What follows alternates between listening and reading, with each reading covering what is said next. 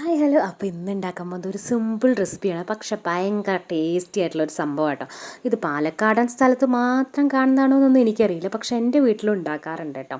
അപ്പോൾ പാലക്കാട് തൃശ്ശൂർ ബോർഡറിലാണ് തോന്നുന്നുണ്ട് ഈ റെസിപ്പി വരുന്നത്. ഇതിൻ്റെ പേരാണ് മുളക് വറുത്തപ്പുളി. അപ്പോൾ ചോറിന് നമ്മൾക്കൊക്കെ മുളക് വറുത്തപ്പുളിയും നല്ല ചൂടുള്ള ചോറും മുളക് വറുത്തപ്പുളിയും പിന്നെ ഉണക്കമീൻ, അതാണ് കോമ്പിനേഷൻ. അത് നല്ല അടിപൊളി ടേസ്റ്റാണ്. സിമ്പിളായിട്ട് നമുക്ക് ഉണ്ടാക്കാൻ പറ്റുന്ന ഒരു കറിയാണ് കേട്ടോ. ഞാനൊക്കെ ചെറുതാകുമ്പോൾ മിക്കവാറും ഈ മുളക് വറുത്തപ്പുളി ഉണക്കമീനൊക്കെ കൂട്ടിയിട്ട് സ്രാവ് മീൻ വറുത്തതൊക്കെ കൂട്ടിയിട്ടാണ് കേട്ടോ രാത്രിയൊക്കെ കഴിക്കാൻ. നല്ല ടേസ്റ്റാണ്. അപ്പോൾ നമുക്കിതെങ്ങനെ ഉണ്ടാക്കണമെന്ന് നോക്കാം. അതിനായിട്ട് നമ്മൾക്ക് കുറച്ച് കൂടുതൽ ചെറിയുള്ളി വേണം കേട്ടോ.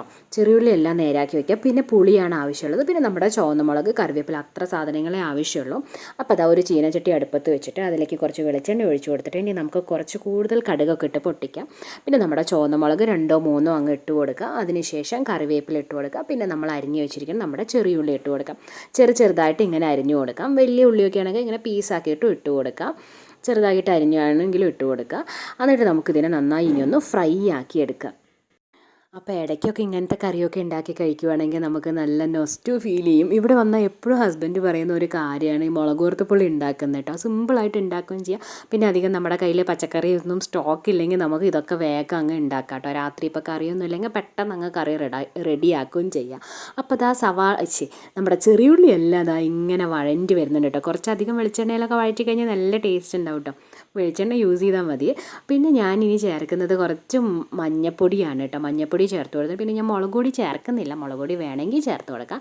അതിന് ശേഷം ഞാൻ ഈ പുളിവെള്ളമാണ് നമ്മൾ ചേർത്ത് കൊടുക്കുന്നത്. ഒരു നെല്ലിക്ക വലുപ്പത്തിലുള്ള ഒരു പുളി നമ്മൾ വെള്ളത്തിലൊക്കെ ഇട്ടിട്ട് പുളിവെള്ളം എടുത്ത് വെച്ചിട്ടുണ്ട്. അപ്പോൾ അതാണ് ഇനി ചേർത്ത് കൊടുക്കുന്നത്. അപ്പോൾ അതുകൂടി ചേർത്ത് കൊടുത്തു. പിന്നെ നമുക്ക് ആവശ്യത്തിന് എത്ര കറി വേണോ ആ ക്വാണ്ടിറ്റി നമുക്ക് കുറച്ച് വെള്ളമൊക്കെ ഒഴിച്ചിട്ട് ചേർത്തിട്ട് ആക്കി കൊടുക്കുക. പിന്നെ ആവശ്യത്തിനുള്ള ഉപ്പ് ഇട്ട് കൊടുക്കുക കേട്ടോ. ഇനി ഇത് നന്നായി ഒന്ന് തിളച്ച് വരട്ടെ. അത്രയേ ഉള്ളൂ. നമ്മുടെ കറിയൊക്കെ സിമ്പിളാണ്, പെട്ടെന്ന് അങ്ങ് റെഡിയാവുകയും ചെയ്തു. സൂപ്പർ ടേസ്റ്റുമാണ്. നമ്മൾ ഈ ഉള്ളിയൊക്കെ എണ്ണയിൽ കിടന്ന് മൂക്കുന്നതും ആ കറിവേപ്പിലയൊക്കെ ഫ്രൈ ആയതും മുളക് ഫ്രൈ ആയതും അതിൻ്റെയൊക്കെ മണം വരുമ്പോൾ തന്നെ ഉണ്ടല്ലോ നല്ലൊരു മണം അടിക്കും കേട്ടോ നമുക്ക് ഈ കറിയൊക്കെ ഉണ്ടാക്കുന്ന സമയത്ത്. അപ്പോൾ സൂപ്പർ ടേസ്റ്റാണ്. എല്ലാവരും അങ്ങ് ട്രൈ ചെയ്ത് നോക്കിക്കോ. സിമ്പിളായിട്ട് ഉണ്ടാക്കാൻ പറ്റും.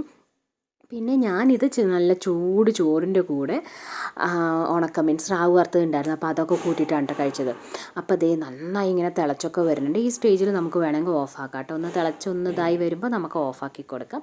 എന്നിട്ട് ചൂടുള്ള ചോറിൻ്റെ കൂടെ അങ്ങ് കഴിച്ച് നോക്കിക്കേ. സൂപ്പർ ടേസ്റ്റിലായിട്ട് നമുക്ക് ഫുഡ് കഴിക്കാം.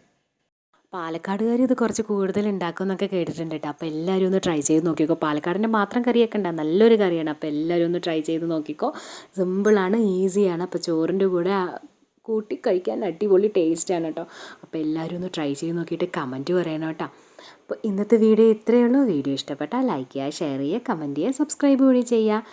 ഇതുവരെ സപ്പോർട്ട് ചെയ്ത് എല്ലാവർക്കും ഒരുപാട് താങ്ക്സ് ഉണ്ട്. Thanks for watching. നമുക്കെന്നാൽ ഇനി അടുത്ത വീഡിയോയിൽ കാണാം. Bye bye friends. Thank you.